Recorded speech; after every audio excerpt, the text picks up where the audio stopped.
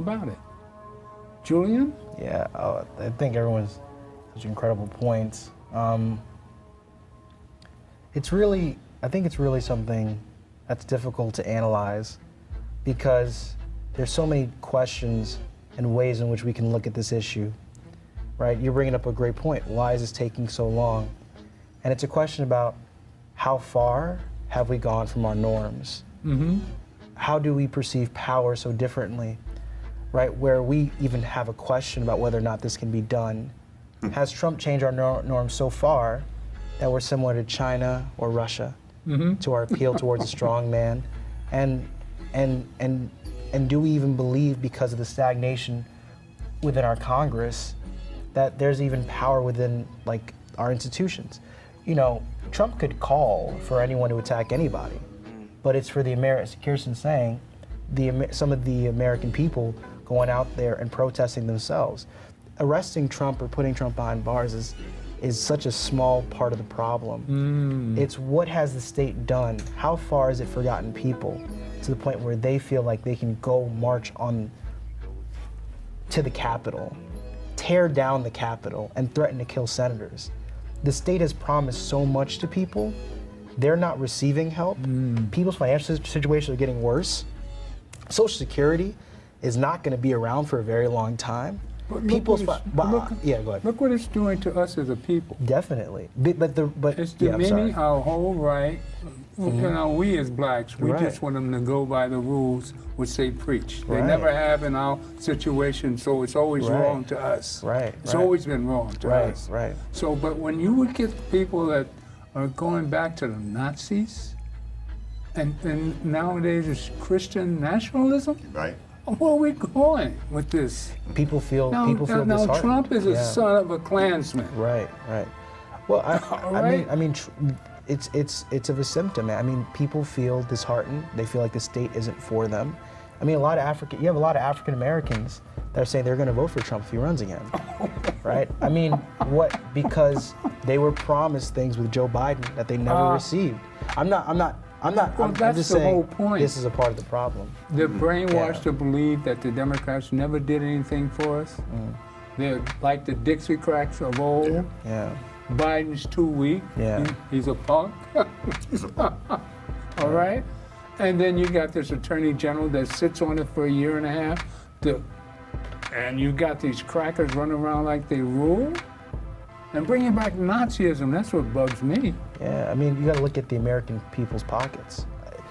Inflation is on the rise. I mean, you know, the supply chain issue. The president does not control the financial status of the country.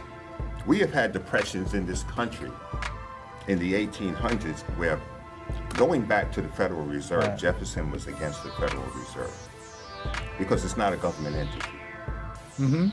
And he was told by the power elite, you either back off or we'll invoke a depression in the country.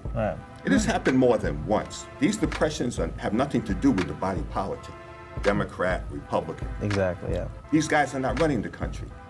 You live in a capitalist society. These are the people who are running the country, the businessmen. This is not a democracy. Never was, never will be. This is a republic. The president doesn't run the country. He's the chief executive officer, but he's not the chairman of the board. He doesn't determine the financial makeup and strength of the country. So, you got people wearing lapel pins with the American flag on them. But they have all their business outside of the country. Trump for one of them. If they were true Americans, they would manufacture their goods here and pay the people in this country a decent wage. If these people, like Exxon and Mobil, as they went to Guyana year before last, and they're drilling oil in Guyana, if they were really credible, they would say, all right, we're going to pay you for your oil, but we'll build a refinery here so you people can get yourselves up. In Nigeria, too. And same thing in Nigeria. But they just take the resources, they bring it here, but they're not charging the El Dorado block. Can I add something to what you're saying? So, where are we going to do this? Oh, sorry. In Brooklyn? Well, look, no. So to the point that Officer Grant is making, it's a question about, you know, how do we as African Americans view ourselves? Do we view ourselves through the prism of race and the way that America has diagnosed our race issues as being like internalized towards us? Because I'm working at my law firm, for instance, and then they're like, oh man, it must have been so hard growing up. They don't know nothing about my background. They just see my race and they see the limit. But I'm in the same law firm as them. I never went to law school, I still work there. It's a question about whether or not, for us, can we see past the pain and the trauma?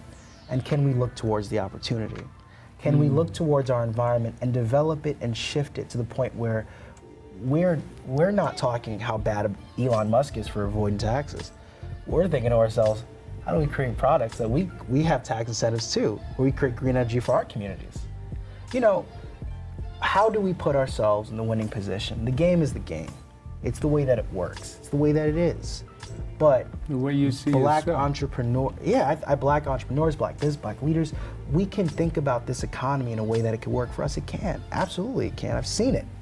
I've seen it. So the concentration is the way we accept ourselves. Yeah. How we see ourselves. Yeah, there's no, like for instance, for me. If we're busy in records and everything and calling each other nigger. Yeah, I mean it's such a small way to view yourself. Like for instance, if I see someone that's Asian or white or whatever, I'm not insecure. This is if they have a business opportunity and I can talk to them and we can work together to develop something that's greater to change, make an impact. I don't care what color you are. Right. And when I look at myself, I don't see myself just as a color. I see myself through my mind. Yeah, right. Right. So it's all mental. It's all mental. So how do we move past these mental blocks to really make a big difference? A lot of the time, I see people who have all the gifts in the world. Young black men in the 80s are some of the best entrepreneurs in the entire world. The only thing they were doing was selling crack, but it was just a bad product.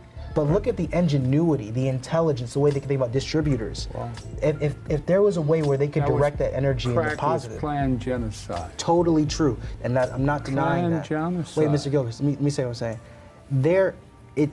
It's true the product was bad, but the abilities and talents in which they had, if it was funneled to the right direction, could you imagine how much black wealth we would have by now? What did they do with all that talent? Most of those ex-crack dealers became, rap? Oh, no, they went to jail. Most of them went to jail or went to cemetery. They didn't all go to the rap business. No, but and then you see how they transition. But it's the way in which we look at. It's not because the rap game, but the reason why they're getting into business is because they're being introduced to different people, new things. Biden should be blamed for inflation. That it is controlled by the Illuminati or whoever's running the show. Can I say something? So you have to look at, for instance, right, the COVID policies that were put in place during the Biden administration, and even like what Trump did with the massive amount, with the massive amount of checks, and then people not being able to work. Now, of course, that was done for a reason. I'm not denying that. But we're still facing the after effects, people receiving massive amounts of checks from the US government and then not being able to put that back into the economy through their labor. So that's what's bringing our prices up. And then we have massive supply chain issues. Well, yeah, because everything is in China. Why are we manufacturing simple things like Q-tips in China? I was reading this book called Makers and Takers.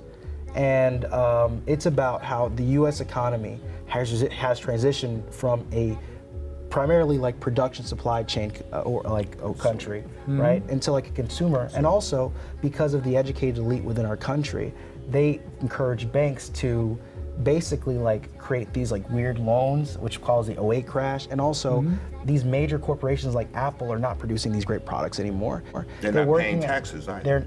They're working as banks in of themselves. They're providing loans. Yeah. So it's stagnating the economy where we have a fiat economy that's not based off of product, but it's based off of who's lending the most amount of money, who's flipping cash. Even our money isn't backed by anything. Right. So we have fiat money, so it's a hot system. And I'm not going to say the state's not at fault. We have major military contracts that we're constantly giving out. They're supporting wars. I mean, we're spending so much money on wars while we have wars back at home. So I'm not going to let the country off the hook. If you were running for office, how would you present it to the people? I wouldn't run for office. No. Senator. No, but I don't. I think the state is pretending as if they have more power than they do.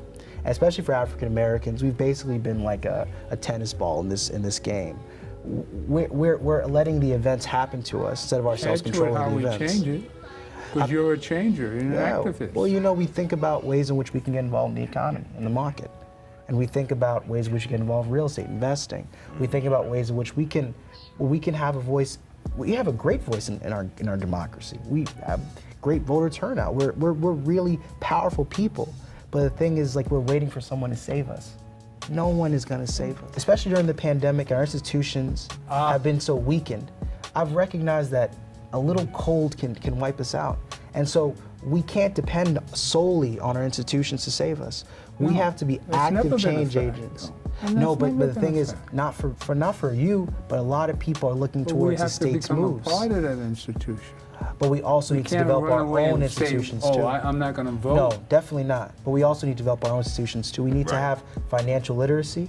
We need to have, so you always talk about having parents that are active with their kids.